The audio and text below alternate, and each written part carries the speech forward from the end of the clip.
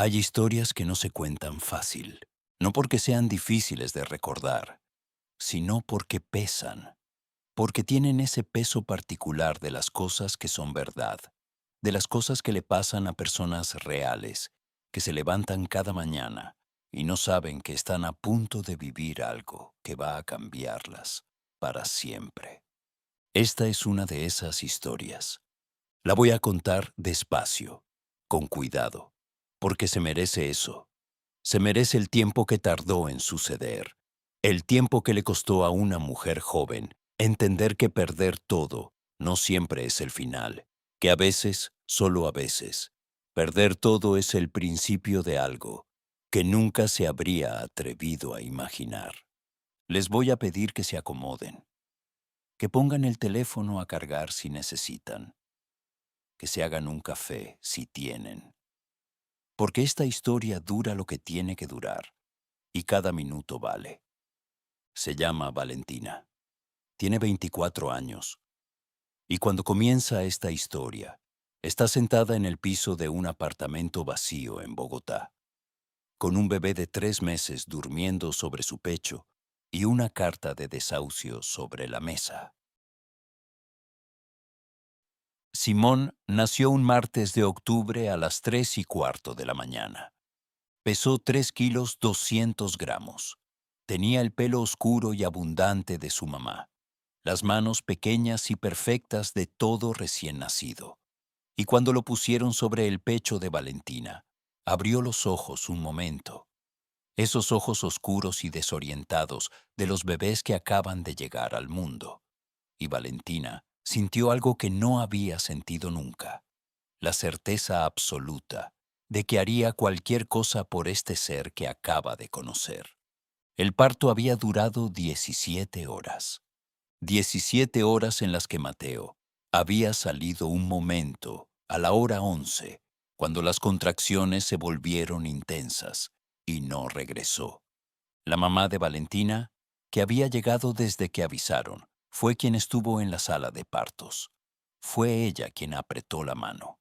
Fue ella quien dijo, ya casi, mi vida, ya casi, en los momentos más difíciles. Fue ella quien vio nacer a Simón y lloró de esa manera en que lloran las abuelas, con toda la cara y sin vergüenza. Mateo no respondía el celular. A las 6 de la mañana, con Valentina instalada en la habitación de recuperación y Simón dormido en la cunita de hospital a su lado, la mamá fue al apartamento a buscar ropa limpia. La puerta estaba abierta, las llaves puestas por adentro. La mitad del closet vacía. El cajón de la mesita de noche vacío. La computadora portátil de Mateo, que siempre estaba sobre el escritorio, no estaba. Solo quedaba su ropa de invierno, la que nunca usaba, como si hasta en el momento de huir no hubiera tenido el valor de llevárselo todo. La mamá de Valentina tardó 2 horas en contarle. Esperó a que se tomara el desayuno, a que Simón volviera a dormirse, a que el médico hiciera la ronda y dijera que todo estaba bien. Luego cerró la puerta de la habitación, se sentó en la silla al lado de la cama y le tomó la mano. No hizo falta decir mucho. Valentina lo entendió antes de que hablara. No lloró, no gritó, solo miró a Simón. Ese ser de 3 kilos 200 gramos que dormía sin saber nada del mundo. Y le hizo una promesa en silencio. Una promesa que no necesitó palabras, porque las promesas más importantes nunca las necesitan. Los meses que siguieron fueron los más difíciles de la vida de Valentina. No de una manera dramática, no con grandes crisis visibles, sino con esa dificultad sorda y constante que tiene la vida cuando uno tiene que resolver todo al mismo tiempo y no hay un solo día de descanso. La mamá de Valentina ayudó todo lo que pudo. Cocinaba cuando podía venir, traía pañales, se quedaba a cuidar a Simón cuando Valentina tenía que salir, pero vivía en un apartamento de 2 habitaciones con el papá de Valentina. que tenía una enfermedad del corazón que exigía cuidados y tranquilidad, y no había espacio real para que Valentina y el bebé se instalaran allí. Valentina intentó volver a trabajar a los 2 meses. La agencia la recibió bien. Le dijeron que podía trabajar medio tiempo desde casa, pero el salario de medio tiempo no alcanzaba para pagar el arriendo del apartamento, la guardería, la comida, los pañales, las consultas del bebé, el transporte. Hizo las cuentas 20 veces. Las 20 veces le daba lo mismo. No alcanzaba. En enero redujo gastos al mínimo. En febrero vendió la televisión y parte de los libros que no eran de los que no se venden nunca. En marzo recibió la primera carta del arrendador. En abril, la segunda. En mayo, la carta formal de desahucio. Valentina la leyó sentada en el suelo de la sala, con Simón dormido sobre su pecho y el apartamento silencioso a su alrededor. Y por primera vez desde que nació Simón, lloró. Lloró largo y sin pausa, con ese llanto profundo que sale de un lugar muy adentro, donde uno guarda todas las cosas que no ha podido procesar porque no había tiempo. Lloró por el miedo, por el cansancio, por la injusticia de estar haciendo todo bien y que aún así los números no cerraran. Por Mateo, no porque lo extrañara, sino porque creyó en él, por sus libros vendidos, por la vida que había imaginado. Lloró hasta que Simón se movió sobre su pecho y abrió los ojos y la miró con esa mirada sin juicio que tienen los bebés, que no piden nada más que estar cerca. Y Valentina se limpió la cara, respiró y dijo: «Está bien, Simón, tu mamá está bien». Lo dijo más para ella que para él. Y esa noche, mientras el bebé dormía, empezó a hacer planes. Fue su mamá quien recordó la finca. Lo dijo casi de paso, un domingo que fue a almorzar y que encontró a Valentina mirando el techo con cara de quien está calculando opciones que no existen. «¿Te acordaste de la finca de la abuela Lucía?», preguntó. Valentina la miró. La abuela Lucía, la mamá de su mamá, una mujer pequeña y dura como el barro seco que había vivido 78 años en el Quindío, criado 4, hijos en una finca de Bahareque al borde de un cafetal, y muerto con más dignidad de la que la mayoría de personas consigue. Había muerto 2 años atrás, dejando la finca a sus hijos, que a su vez la heredaron a sus hijos, que a su vez se la cedieron a Valentina porque ninguno de ellos vivía cerca, ni tenía ganas de encargarse. La finca llevaba meses sola. Valentina casi la había olvidado. Esa noche buscó los papeles. Los encontró en una carpeta en el fondo del cajón, donde guardaba los documentos importantes. La escritura estaba a nombre de Lucía Arbeláez de Ríos, con una nota manuscrita al margen que decía, con la letra apretada de su abuela, para quien la necesite. Valentina tardó 2 días en decidirse. 2 días en los que caminó por el apartamento vacío, calculando lo que tenía y lo que no tenía, pensando en todo lo que podría ir mal, imaginando a Simón creciendo en un lugar que no era Bogotá. Y luego, en una madrugada de miércoles, mientras Simón dormía y la ciudad brillaba fría e indiferente tras la ventana, tomó la decisión. Se iba, no como rendición, como movimiento. Llamó a su mamá a las 7 de la mañana. «Me voy al Quindío, mamá». Silencio. «¿Estás segura?». «No», dijo Valentina, «pero me voy igual». El bus de Bogotá a Armenia salía a las 5 de la mañana del Terminal del Sur. Valentina llegó a las 4:40 con una maleta grande que contenía la ropa de los dos, una bolsa de mercado con pañales y fórmula para 3 días, el cargador del celular, 3 libros que no pudo dejar aunque no sabía si iba a tener tiempo de leer, y a Simón atado al pecho con una mochila portabebés que su mamá le había comprado hacía meses, como regalo de baby shower. Su mamá la acompañó hasta el terminal. En la despedida se abrazaron mucho tiempo. Esas dos mujeres que se parecen tanto y que a veces se hablan con los abrazos porque las palabras no alcanzan. Llámame cuando llegues, dijo su mamá. Te llamo, prometió Valentina. Y si no funciona, vuelves, sin pena. Ya sé, mamá. Te quiero mucho, mi niña. Yo también, ma. El bus arrancó a las 5 en punto, con esa puntualidad fría de las mañanas en que uno deja algo atrás. Valentina se pegó a la ventana. Vio el terminal alejarse. Vio la ciudad oscura y enorme recostada contra los cerros. Vio los postes de luz pasar uno a uno como un conteo regresivo. No lloró, miró. Simón dormía en sus brazos con esa confianza total que tienen los bebés, que no saben que el mundo puede fallar porque aún no han visto que el mundo puede fallar. El viaje duró 8 horas. 8 horas en las que Bogotá fue quedando atrás y Colombia fue volviéndose más verde, más húmeda, más generosa. La sabana primero, gris y fría. Luego las primeras curvas hacia el occidente. Luego el cambio de temperatura que uno siente antes de verlo, cuando el aire que entra por la rendija de la ventana ya no huele a gasolina, sino a tierra mojada y a hoja verde. Valentina cerró los ojos un rato, no para dormir, sino para sentir. Cuando los abrió, ya estaban en el Quindío. Y algo, alguna cosa que no tenía nombre todavía, le dijo que aquí era.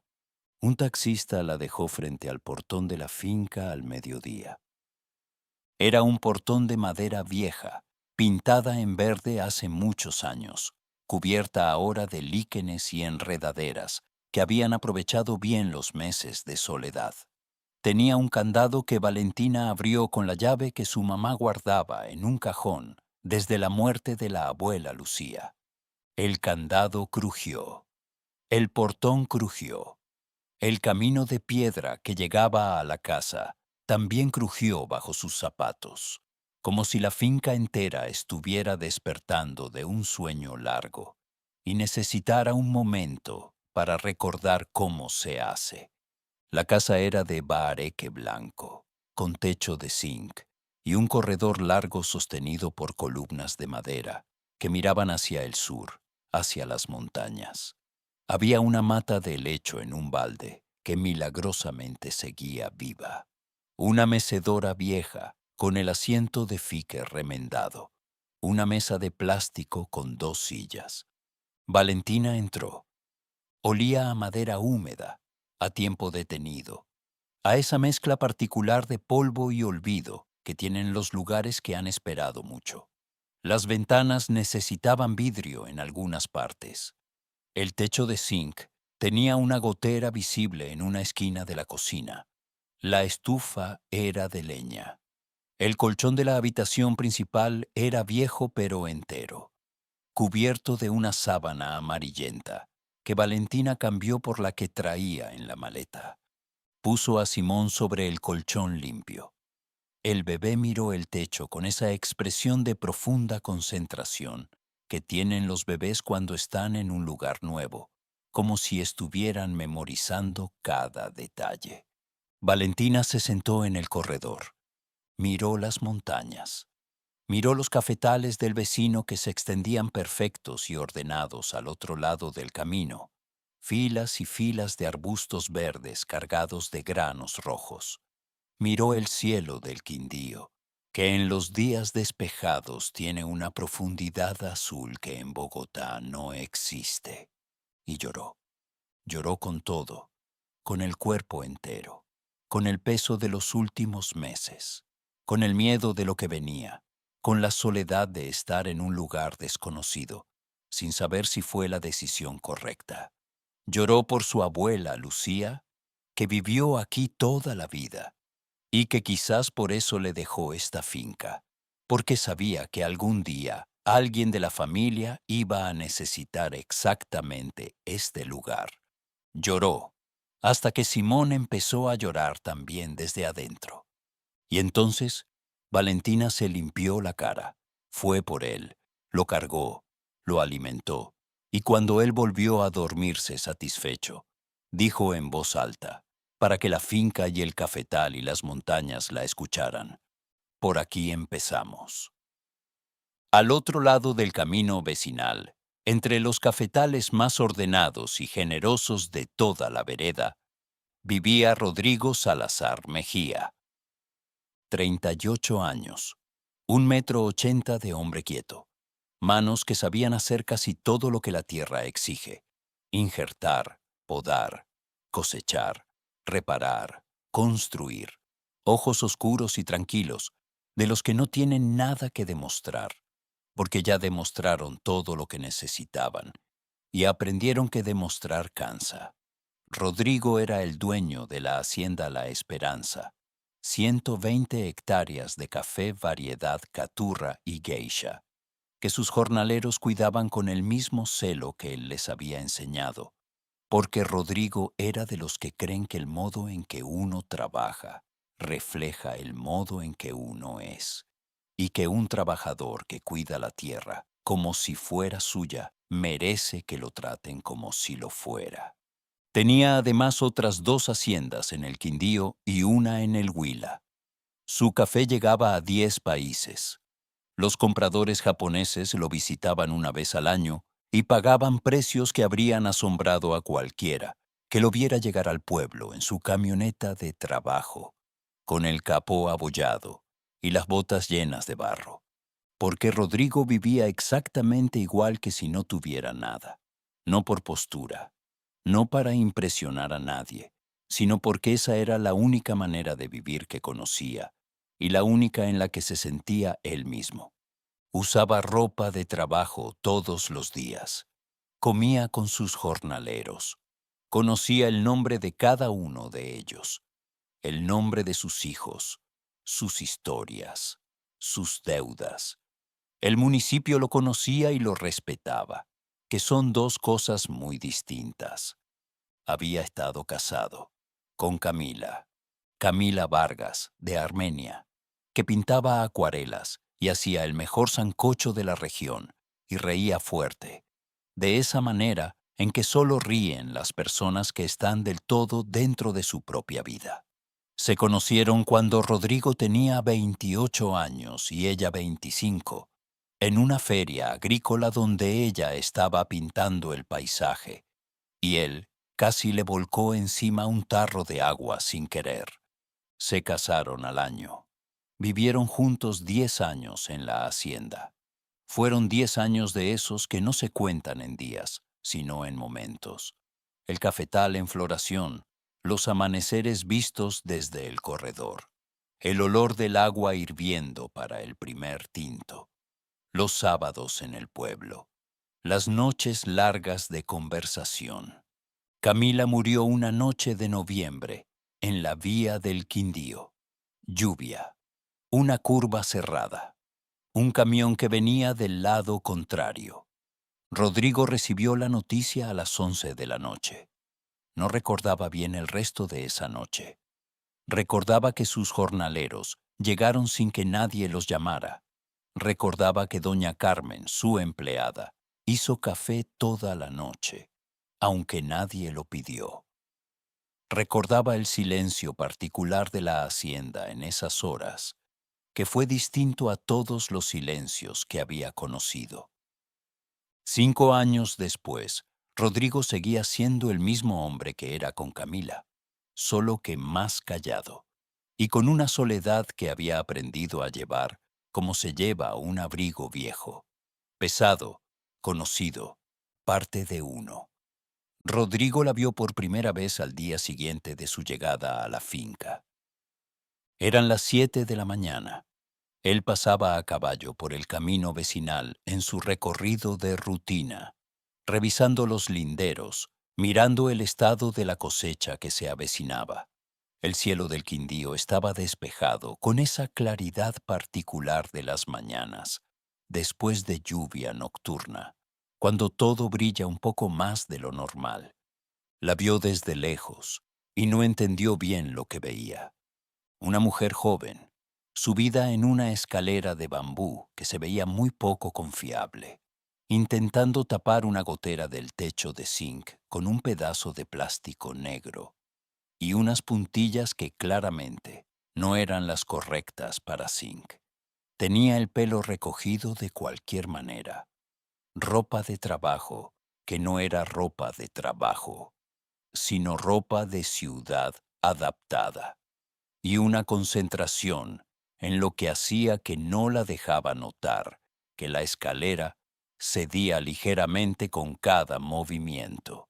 Rodrigo detuvo el caballo, miró la escena un momento, evaluó la escalera, evaluó el techo, evaluó a la mujer. ¿Usted es la nieta de doña Lucía?, preguntó. Valentina lo miró desde arriba. Un hombre grande, moreno, con sombrero vuelteado y esa calma en el cuerpo que tienen las personas que saben exactamente en qué lugar del mundo están paradas. Soy la bisnieta, dijo ella, con una precisión que Rodrigo encontró más divertida de lo que esperaba. No dijo más. Se bajó del caballo, ató las riendas al poste del portón, fue hasta la escalera, la revisó y sin decir una palabra la sustituyó por la escalera de aluminio que traía en la camioneta, porque siempre traía una escalera en la camioneta, porque la vida en el campo enseña que estas cosas siempre hacen falta. Subió al techo. Valentina bajó para darle espacio. Lo observó desde abajo trabajar con esa eficiencia de quien ha hecho lo mismo 1000 veces. Sacó las puntillas incorrectas, las reemplazó por las correctas que también llevaba en la camioneta, reforzó el área alrededor de la gotera, probó la resistencia dando 2 golpes secos con el puño. En 12 minutos el techo estaba listo. Rodrigo bajó, recogió su sombrero del suelo donde lo había puesto y lo volvió a poner en la cabeza con ese gesto automático que tienen los hombres del campo. Si necesita algo, la hacienda queda por ese camino, dijo, señalando con la barbilla hacia los cafetales. Y se fue. Valentina lo vio alejarse por el camino a caballo, con esa postura recta que no es arrogancia, sino costumbre de quien pasa horas montado. No supo bien qué pensar de ese hombre que apareció. Arregló el techo y desapareció sin pedir nada ni explicar nada. Solo supo que había algo en esa manera de ayudar, discreta y eficiente y sin aspavientos, que le resultaba completamente diferente a todo lo que había conocido. Entró a la casa. Tomó a Simón que empezaba a despertar. Lo alimentó sentada en la mecedora del corredor, mirando el camino por donde Rodrigo se había ido. El Quindío olía a tierra y a café, y a algo que quizás era el principio de algo, aunque Valentina todavía no sabía cómo llamarlo. A la mañana siguiente, Valentina encontró un tarro de leche fresca en el corredor. Estaba ahí cuando salió a las 6:15, a buscar astillas para encender el fogón. Un tarro de aluminio de esos que se usan en el campo, limpio, cerrado, con un trapo húmedo encima, para mantenerlo fresco.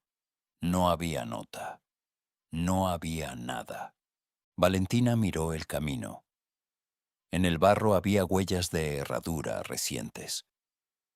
Calentó la leche. Preparó un tinto con el coladero que encontró en un cajón de la cocina. Desayunó con Simón en el corredor, mirando los cafetales desperezarse con la luz de la mañana, y sintió por primera vez en meses algo que se parecía a la paz. Al día siguiente, un racimo de plátanos maduros. Al otro, una bolsa de arroz y una de lentejas y un paquete de pasta. Al otro, 2 aguacates y un frasco de hogao casero que olía a que alguien se había tomado el tiempo de hacerlo bien. Todo dejado antes del amanecer. Todo sin nota, sin firma, sin pedir nada a cambio. Valentina lo aceptó, no sin incomodidad al principio, porque había aprendido a desconfiar de la generosidad que viene sin explicación. Pero algo en la manera en que llegaban esas cosas, sin escenificación, sin espera de reconocimiento, le decía que venían de un lugar genuino. El viernes Rodrigo apareció en persona. Llegó con la camioneta y una estufa de gas pequeña en la parte trasera. La puso en el suelo frente al corredor y dijo, sin ceremonias, «Esa estufa de leña es peligrosa con un bebé adentro. Los chispazos». Valentina miró la estufa, miró a Rodrigo. Abrió la boca para decir que no era necesario, que ella podía arreglárselas, que no quería deber favores. Y luego pensó en Simón, en los chispazos. «Gracias», dijo. Fue la palabra más difícil que había pronunciado en meses. No porque no fuera sincera, sino porque era grande. Porque decir gracias implica reconocer que se necesitó ayuda. Y Valentina llevaba mucho tiempo creyendo que necesitar ayuda era una forma de debilidad. Ese día aprendió que no lo es. Rodrigo instaló la estufa. La conectó al tanque que también había traído. Encendió todos los quemadores para probarlos. Antes de irse, se asomó a la puerta entreabierta de la habitación donde Simón dormía su siesta de la tarde.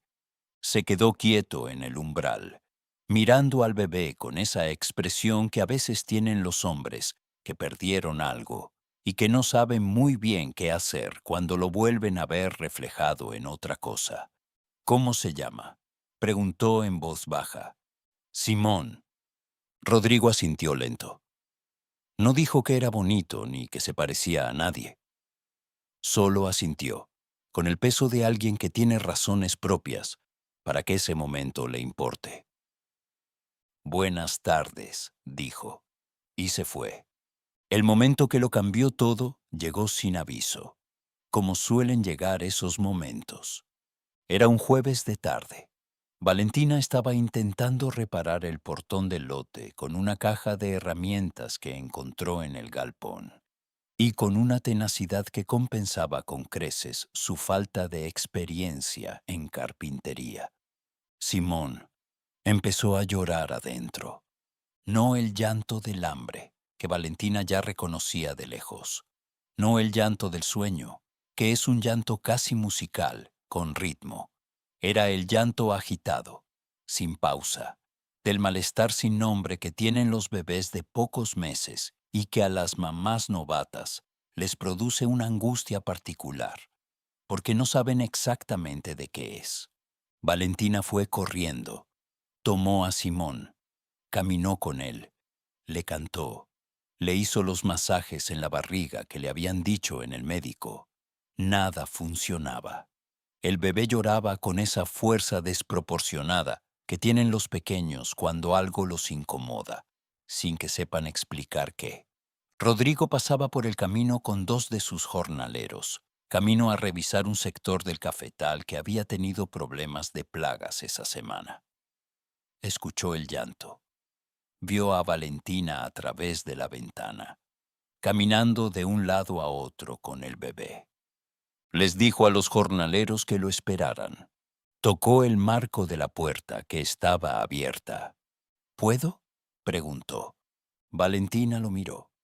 Estaba agotada, con el pelo escapándosele por todos lados, con Simón que no cedía. Miró a Rodrigo. Asintió. Rodrigo cruzó la habitación despacio. Se lavó las manos en la pileta de la cocina. Volvió. «¿Me lo permite?». Valentina le entregó al bebé. Lo vio acomodarlo contra su pecho, con una seguridad que no esperaba de esas manos grandes, acostumbradas a la tierra y a las herramientas.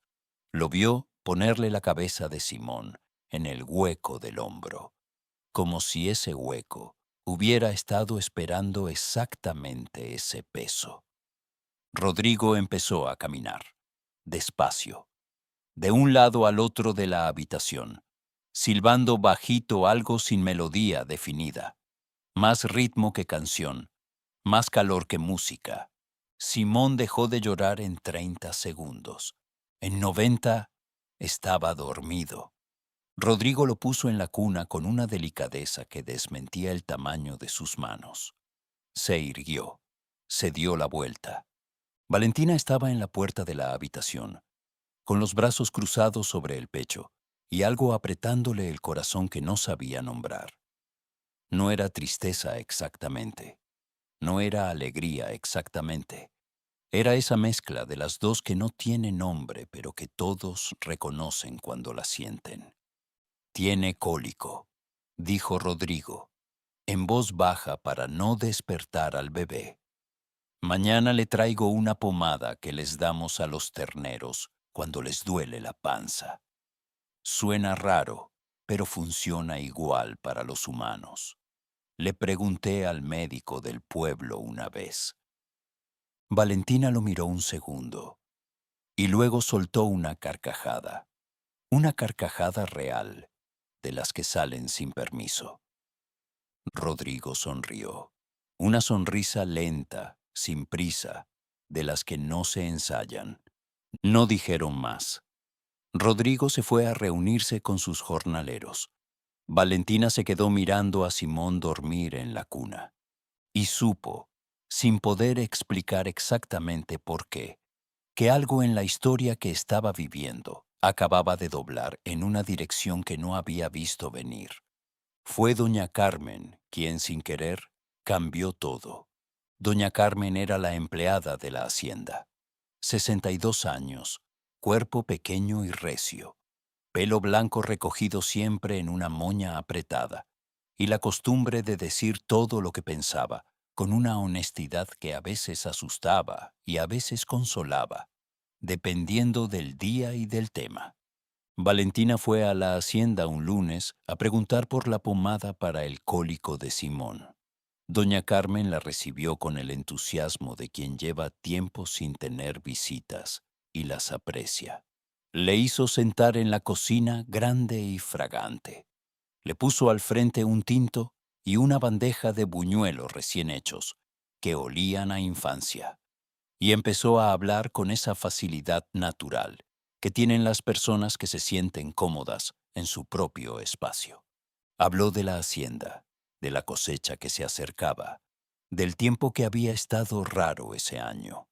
Y de paso, como quien menciona algo evidente, dijo que el patrón había cancelado esa mañana una reunión en Bogotá con los compradores japoneses. ¿Compradores japoneses?, repitió Valentina. Doña Carmen la miró con una expresión que mezclaba sorpresa y algo de culpa, como quien acaba de soltar una información que quizás no era suya para soltar. Don Rodrigo exporta café a 10 países, dijo, bajando un poco la voz, aunque no había nadie más. Japón, Alemania, Dinamarca, no sé cuántos más. Tiene 3 haciendas aquí en el Quindío y una en el Huila. Pero usted no lo diría, ¿verdad? Se viste como si fuera el más pobre del pueblo. Trabaja igual que cualquiera de sus jornaleros. Come lo mismo que ellos. Lo he visto arreglar cercas con sus propias manos cuando podría pagar a 10 personas para que lo hicieran. Valentina dejó el buñuelo sobre la mesa. Pensó en la estufa, en la leche del corredor, en los plátanos, en Rodrigo subiendo al techo de la finca con la escalera de aluminio de su camioneta, sin que nadie se lo pidiera, en las botas embarradas, en la camioneta abollada, en la manera en que cargó a Simón. Y sintió algo complejo, no exactamente vergüenza, pero algo que se le parecía, la conciencia de haber recibido ayuda sin entender completamente de dónde venía. Y junto a eso, algo más, una especie de gratitud más grande, más profunda, porque ese hombre que podría haberle ofrecido cualquier cosa, había elegido ofrecerle exactamente lo que necesitaba, sin más. Esa tarde, cuando Rodrigo pasó a traer la pomada de terneros, que efectivamente era exactamente lo que Simón necesitaba, Valentina lo esperó en el corredor. ¿Por qué no me dijo?, le preguntó cuando estuvo cerca. Rodrigo la miró. Entendió la pregunta sin necesitar más contexto. Se sentó en los escalones del corredor, con la parsimonia de quien no tiene apuro. ¿Qué habría cambiado?, dijo. Valentina no respondió de inmediato, porque era una pregunta real, no retórica. La gente que sabe que uno tiene plata actúa diferente, continuó Rodrigo mirando el camino. No porque sean malos, sino porque la plata cambia las expectativas, cambia la dinámica, cambia quién le debe qué a quién. Y yo no quería eso. ¿Qué quería usted? Rodrigo la miró. Esos ojos oscuros y tranquilos que Valentina ya estaba aprendiendo a leer. Quería que me tratara como lo que soy. ¿Y qué es usted? Un vecino, dijo. No más. Valentina lo miró un momento más, y luego asintió. No porque hubiera entendido todo, sino porque había entendido lo suficiente. Fue 2 semanas después cuando Rodrigo le contó de Camila. No lo planeó. Fue una de esas tardes en que la conversación lleva a donde lleva, sin que uno decida el camino. Valentina le había preguntado, casi sin querer, por qué vivía solo en una hacienda tan grande. Lo dijo de la manera directa en que ella decía las cosas, sin rodeos ni suavizantes, que era una de las cosas que Rodrigo había aprendido a apreciar de ella. Rodrigo miró el cafetal un momento, luego la miró a ella y le contó. Le contó de Camila con la voz quieta de alguien que ha contado esa historia muy pocas veces porque cada vez cuesta algo. Le contó cómo se conocieron, cómo fue el noviazgo, cómo fue el matrimonio. Le contó de los 10 años en la hacienda, de las acuarelas que Camila colgaba en todas las paredes, de la manera en que ella hacía que los lugares ordinarios se volvieran luminosos. Le contó de la noche de noviembre, de la lluvia, de la llamada. Habló sin dramatismo, sin buscar lástima, con esa honestidad limpia de quien ya procesó el dolor lo suficiente para poder nombrarlo sin que lo destruya. Y sin embargo, en algún punto de la narración, en algún detalle pequeño, la voz se le quebró apenas, como una fisura fina en una pared que parece entera. Valentina lo escuchó sin interrumpir. Cuando terminó, no dijo que lo sentía, porque lo sentía, pero esa frase siempre suena corta. Dijo, era muy valiente, ¿verdad? Para reír así. Rodrigo la miró sorprendido. Sí, dijo, era lo más valiente de ella. Estuvieron en silencio un rato. No el silencio incómodo de quien no sabe qué decir, sino el silencio de dos personas que acaban de mostrarse algo real el uno al otro y están procesando lo que eso significa. Valentina pensó que no había conocido antes a alguien que pudiera sentarse en el dolor así, sin huir de él, sin convertirlo en drama. Pensó que eso era una forma de fortaleza que no tiene nombre pero que se reconoce cuando se ve. Rodrigo pensó que hacía mucho tiempo que no contaba eso, y que nunca antes se lo había contado a alguien que lo escuchara de esa manera, sin prisa, sin piedad exagerada, simplemente escuchando. Hubo una semana en que llovió todos los días.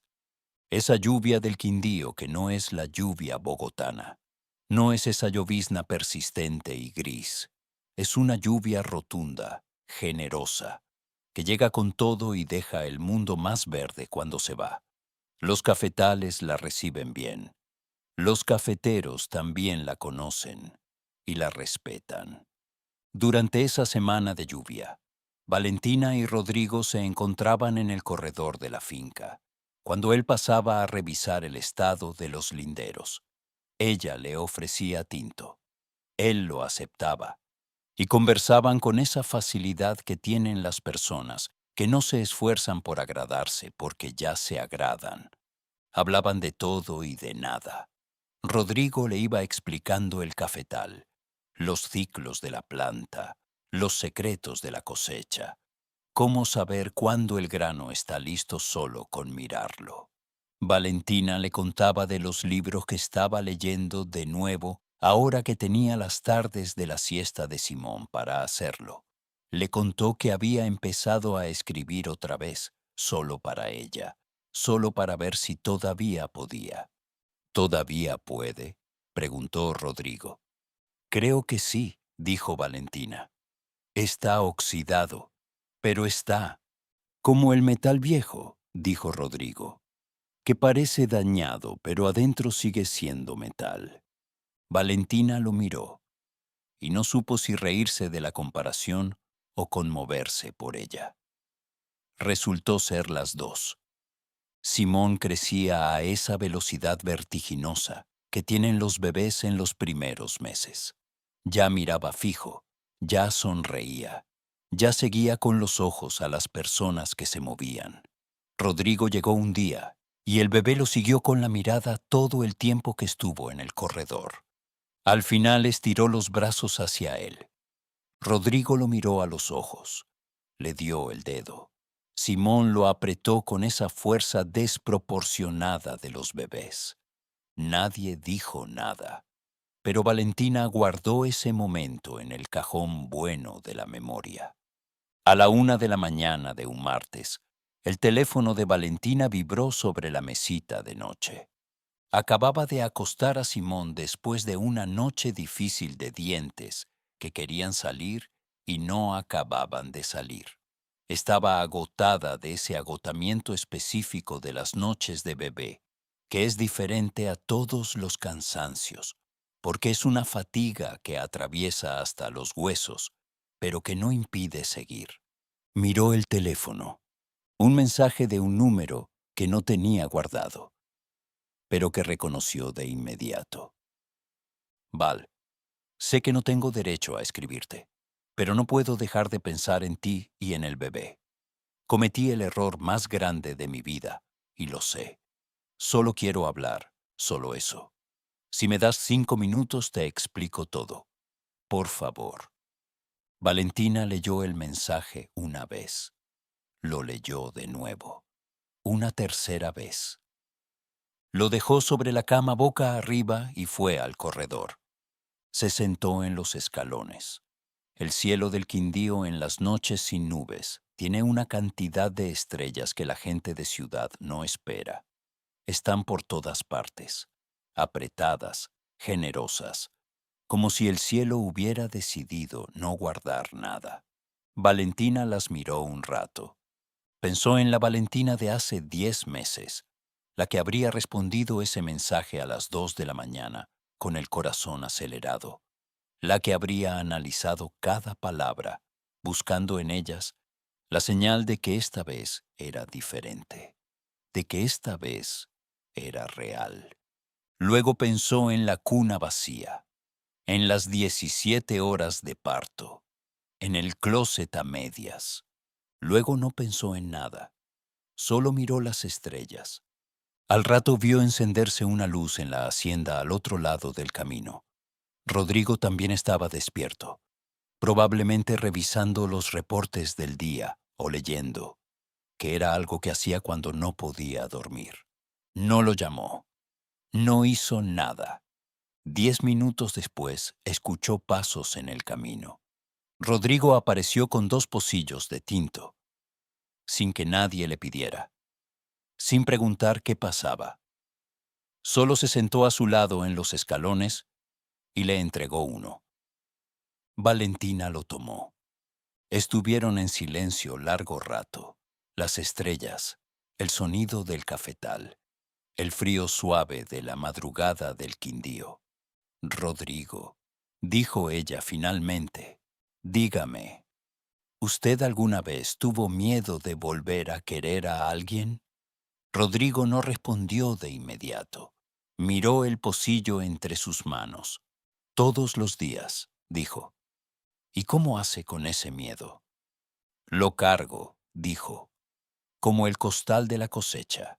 Pesa, pero uno aprende a distribuir el peso para que no le doblegue la espalda.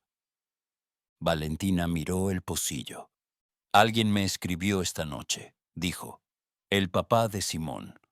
Rodrigo no preguntó nada. Dice que quiere hablar, que cometió un error.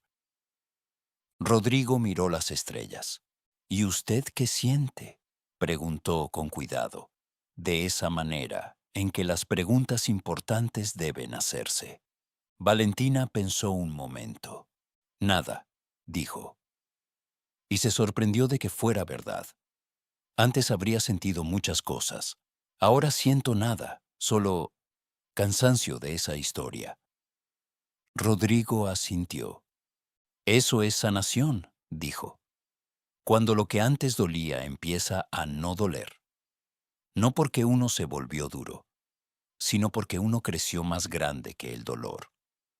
Valentina lo miró de lado. Usted habla muy bonito para ser campesino, dijo. Rodrigo sonrió. Mi mamá era maestra, dijo. Me enseñó que las palabras son herramientas como el machete, que hay que saber cuándo usarlas y cuándo guardarlas. Valentina pensó que era la mejor definición de las palabras que había escuchado en su vida, y ella había leído mucho sobre el tema. Siguieron en silencio. El tinto se fue enfriando. Las estrellas siguieron ahí, quietas y abundantes. Uno no está roto porque lo hayan abandonado, dijo Rodrigo en voz baja, casi para el cafetal. Está completo porque supo quedarse. Porque aunque todo cayó a su alrededor, usted siguió siendo usted. Y eso, Valentina, eso no se compra ni se aprende en ningún lado. Eso se trae de fábrica. El silencio que vino después fue diferente a todos los silencios anteriores. Fue de esos silencios llenos, donde no hace falta decir más porque lo que se dijo fue suficiente. Fue más que suficiente. Valentina tomó el último sorbo de tinto, ya frío, y no supo si el calor que sentía en el pecho venía del pocillo o de otra parte. El sábado siguiente, Rodrigo la invitó a recorrer el cafetal. Para que lo conozca, dijo, uno no puede vivir al lado de un café toda la vida sin entenderlo. Valentina llevó a Simón en la mochila portabebés. El bebé iba mirándolo todo con esa atención nueva de los 5 meses, cuando el mundo empieza a tener forma y color y sentido. Entraron por la puerta del cafetal a las 4 de la tarde, cuando el sol del Quindío está en ese ángulo exacto que convierte todo en oro. Rodrigo caminaba delante, abriendo el paso entre las filas de arbustos. Iba hablando en voz baja, sin parar, con esa voz tranquila que usaba para las cosas que le importaban. Le explicaba la planta, el nombre de cada variedad, el tiempo de floración que en el Quindío coincide con los primeros aguaceros de octubre, y que llena el campo de un olor a jazmín, mezclado con tierra, que es uno de los olores más hermosos del mundo. Le explicaba el grano, el color que debe tener cuando está listo, el tacto, el peso. Valentina escuchaba y miraba. No solo el cafetal, también sus manos. Esas manos grandes que señalaban los granos con una delicadeza que no correspondía a su tamaño. Las mismas manos que habían reparado el techo, que habían cargado a Simón, que entregaban pocillos de tinto en la madrugada sin que nadie los pidiera. En un punto del recorrido, Rodrigo se agachó entre 2 arbustos y llamó a Valentina con la mano. «Venga, toque este». Señalaba un grano que colgaba de una rama baja. Rojo intenso, casi oscuro. liso. Valentina se agachó junto a él. Extendió la mano entre las hojas del cafetal, buscando el grano. Sus dedos lo encontraron.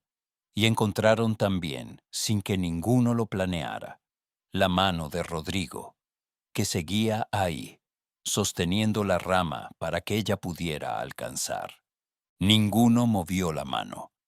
Estuvieron así, con los dedos apenas rozándose entre las hojas, con el sol dorado filtrándose entre los arbustos, con Simón dormido en la mochila, con el viento moviendo suavemente las ramas alrededor de ellos. 5 segundos. 10. Valentina, dijo Rodrigo, muy despacio, como si la palabra fuera algo que se puede romper si se dice muy fuerte. No diga nada todavía, dijo ella, igual de despacio. Rodrigo no dijo nada. Retiró la mano con cuidado, como quien devuelve algo prestado, con el cuidado de quien sabe el valor de lo que tiene. Siguieron caminando, el cafetal, el sol, el sonido del viento. Pero entre ellos dos había ahora algo que no estaba antes, liviano e invisible, y tan presente como el olor del café maduro. Algo que no necesitaba nombre todavía, porque los nombres pueden esperar. Lo que no puede esperar es la verdad de que algo existe. Y eso existía. Mateo Guerrero llegó un domingo al mediodía. Valentina lo vio llegar por el camino desde el corredor donde estaba cosiendo un botón que se le había caído a la camiseta de Simón. Lo reconoció de lejos, por el paso, por la manera de llevar los hombros. La memoria del cuerpo es difícil de borrar. Venía con ropa de ciudad, pantalón oscuro y camisa clara, zapatos que ya empezaban a llenarse de barro, porque no había calculado que en el campo no existen los andenes. Cargaba una bolsa de flores que compró en el pueblo, rosas y liliums que ya empezaban a inclinarse por el calor del viaje. Valentina puso el botón a un lado, se levantó de la mecedora, esperó. Mateo llegó al pie del corredor. La miró. Fue el tipo de mirada que tiene quien cargó algo mucho tiempo y finalmente llegó al lugar donde tiene que ponerlo. Luego miró hacia adentro y vio a Simón en la hamaca, dormido, con esa redondez de los bebés de 5 meses que parecen hechos de pura salud. El paso de Mateo se detuvo. Lo miró un momento sin decir nada, y en su cara pasaron muchas cosas que Valentina vio, pero no quiso interpretar, porque interpretar lo que siente quien nos hizo daño es un trabajo que agota y que nunca termina bien. Está grande, dijo Mateo en voz baja. Tiene 5 meses, dijo Valentina. Creció mientras tú no estabas. No lo dijo con rabia. Lo dijo como se dice el tiempo. Es un hecho, no una herida. Mateo subió al corredor. Puso las flores en la baranda. Empezó a hablar. Había preparado las palabras, eso se notaba.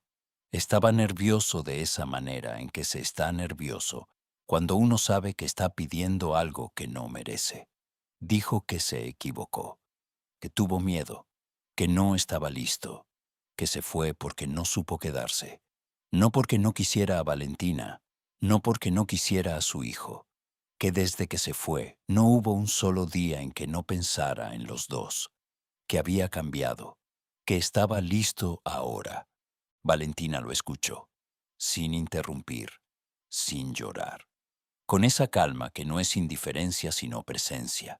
Estar ahí completamente, sin que lo que escuchas te mueva del lugar donde estás parada. Fue en ese momento cuando escucharon el ruido de la camioneta en el camino. Rodrigo pasaba. Vio la escena, detuvo el motor y se bajó. Mateo lo miró. Era imposible no mirarlo. Ese hombre grande, tranquilo, con la presencia física de alguien acostumbrado a espacios abiertos y al trabajo real. Rodrigo miró a Mateo una sola vez, luego miró a Valentina. Una pregunta silenciosa. Valentina asintió apenas. Estoy bien. Rodrigo fue a apoyarse en la camioneta, cruzó los brazos y no dijo nada. No se acercó, no amenazó, no reclamó ningún territorio porque los hombres que no tienen nada que probar no necesitan hacer esas cosas. Solo estaba. Y esa presencia quieta, esa calma sin bordes, fue más contundente que cualquier palabra. Mateo lo sintió. Se le notó en los hombros, en cómo bajaron un centímetro, en cómo la certeza de sus palabras preparadas empezó a perder fuerza deprisa. Porque frente a un hombre que grita, uno puede gritar más. Pero frente a un hombre que simplemente es, no hay nada con qué competir. Valentina se levantó de la mecedora. Lo hizo despacio, con esa calma que no tenía hace 10 meses, con esa calma que se aprende, que es una de las pocas cosas buenas que deja el dolor cuando pasa. Fue hasta donde estaba Mateo. Lo miró a los ojos y respiró. Mateo, dijo, voy a decirte algo y necesito que lo escuches bien. No para hacerte daño, sino porque es la verdad y te la mereces, aunque ya no te deba nada. Él asintió. La miraba con la expresión de quien sabe que viene algo que cambia las cosas. Tuve miedo mucho tiempo. Miedo de que Simón creciera sin saber quién es su papá. Miedo de no poder sola. Miedo de que la gente pensara que me dejaron porque no valía lo suficiente. Hizo una pausa. Y luego, poco a poco, aquí en este lugar, me fui dando cuenta de que ninguno de esos miedos era verdad. Val, espera. Él esperó. Yo valgo. Simón tiene todo lo que necesita. Y haber estado sola no me rompió. Me enseñó quién soy cuando no tengo a nadie que me sostenga. Y resultó que soy alguien que puede sostenerse sola. Eso no lo habría descubierto si tú te hubieras quedado. Mateo tenía los ojos brillantes. Tú te fuiste la noche que nació tu hijo, continuó Valentina. No huiste de mí, huiste de ti mismo, del miedo de ser papá, del miedo de quedarte, del miedo de que la vida te cambiara. Y ese es un trabajo que tienes que hacer tú, Mateo. Yo no puedo hacerlo por ti, y no soy el lugar donde guardes tu culpa. Pero Simón necesita. Simón necesita un papá que esté de verdad, no de visita, no cuando te acuerdes o cuando te pese la conciencia. Si tú decides estarlo, él te va a conocer. Eso te lo garantizo porque es tu hijo y tiene derecho. Pero eso no tiene nada que ver con lo que hay entre tú y yo, porque entre tú y yo ya no hay nada. Las últimas palabras las dijo sin dureza y sin temblor. No porque no le costaran, sino porque eran la verdad, y la verdad dicha con claridad tiene su propio peso, diferente a la crueldad. Valentina tomó las flores de la baranda. Se las devolvió. Cuídate, Mateo. Él las tomó. Miró las flores. Miró a Simón que dormía en la hamaca ajeno a todo, esa criatura redonda y ajena y perfecta. Miró a Rodrigo apoyado en la camioneta, quieto como siempre, como si tuviera todo el tiempo del mundo. Y sin decir más, Mateo giró y empezó a caminar por el camino de tierra hacia el pueblo, con los zapatos embarrados, con las flores en la mano, con el peso particular de quien entiende, quizás por primera vez de verdad, lo que perdió. Valentina lo vio irse desde el corredor. El camino era largo y recto, y luego doblaba detrás de los arbustos, y Mateo desapareció en esa curva sin mirar atrás. Valentina sintió muchas cosas, pero ninguna de ellas se parecía a la pérdida. Rodrigo se acercó cuando el sonido de los pasos de Mateo en el camino se había ido del todo. Valentina estaba de pie en el corredor, con los brazos a los lados y los ojos secos. Miraba el camino vacío. ¿Está bien?, preguntó él. Más que bien, dijo ella. Y era verdad.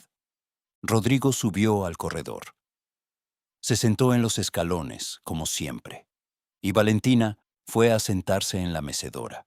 Y por un rato estuvieron así, viendo cómo el sol de las 5 de la tarde empezaba a bajar detrás de las montañas y pintaba el cafetal de ese naranja profundo que solo dura unos minutos y que parece eterno mientras está. Rodrigo, dígame. Ese miedo que me dijo que siente todos los días, el de volver a querer a alguien. ¿Sí? ¿Lo siente ahorita? Rodrigo no respondió de inmediato. Miró el cafetal. Luego la miró a ella. Luego miró hacia la hamaca donde Simón dormía su siesta, con una tranquilidad absoluta. Siempre, dijo. Yo también, dijo Valentina. Y eso fue todo, porque a veces las cosas más importantes no necesitan más palabras. Se dicen con un silencio compartido al atardecer, con la voz del viento entre los cafetales, con el sonido de un bebé respirando en la hamaca, mientras el mundo a su alrededor va encontrando, despacio, la forma que debía tener.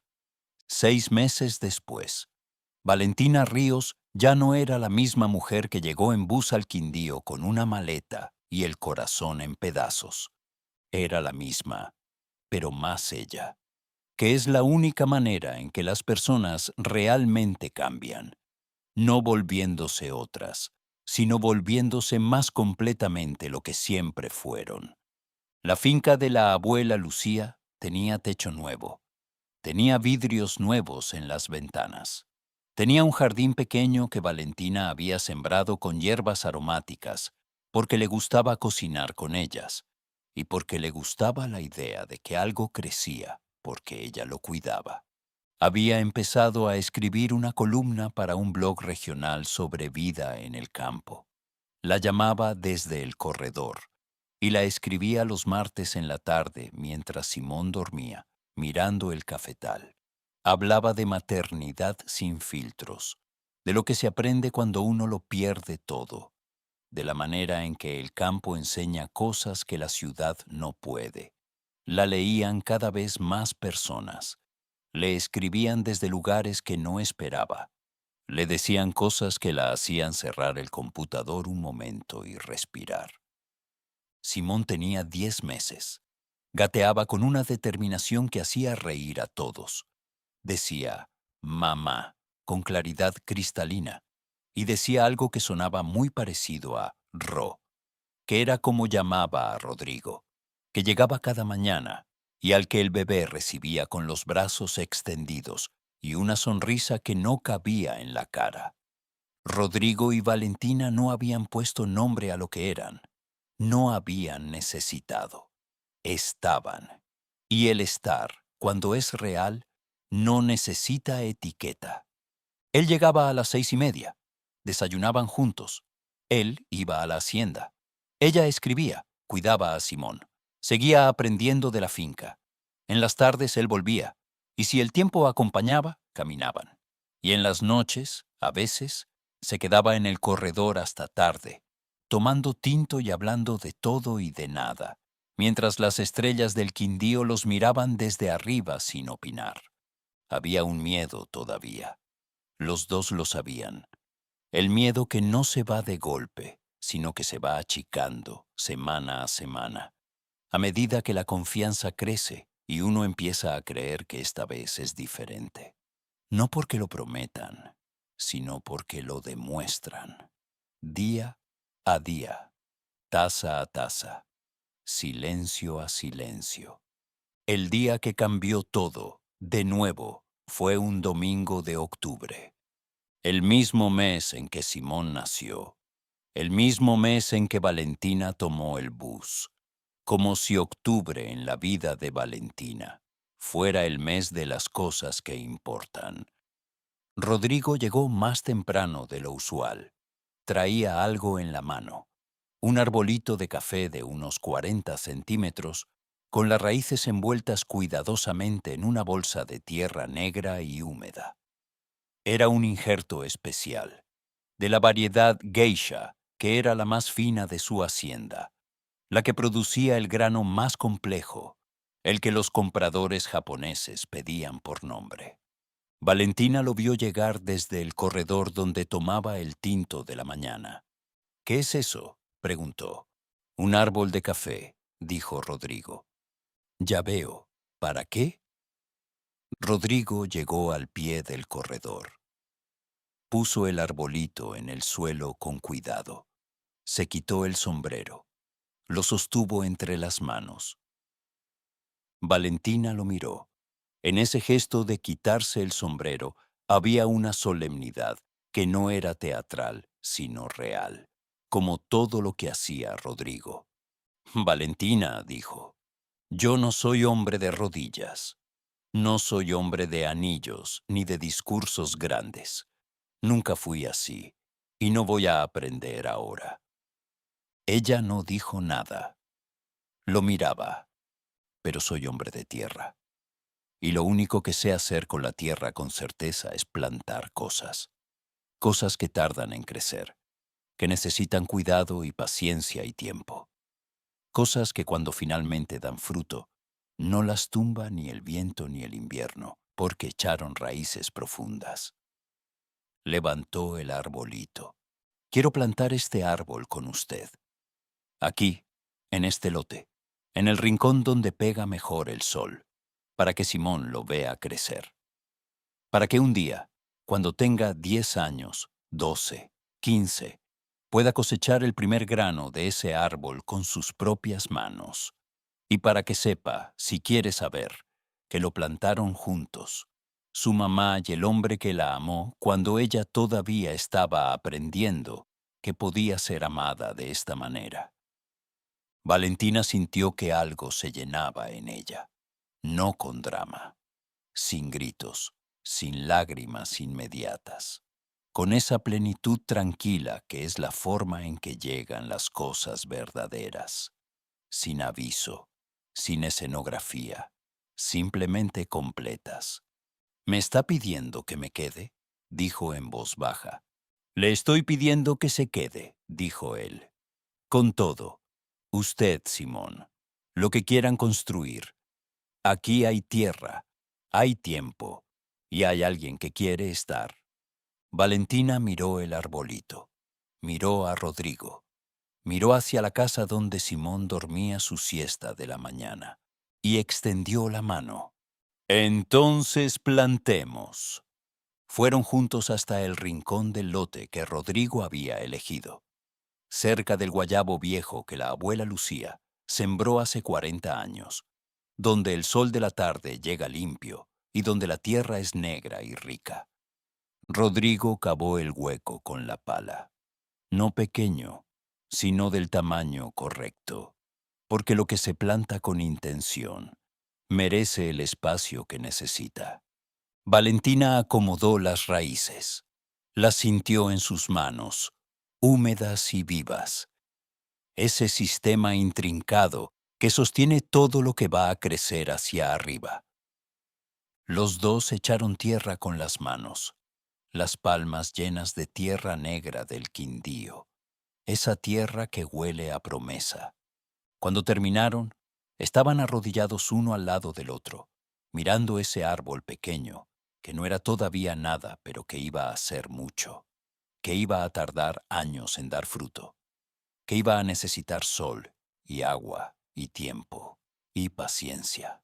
Todo lo que también necesita el amor para crecer bien. Rodrigo la miró y la besó.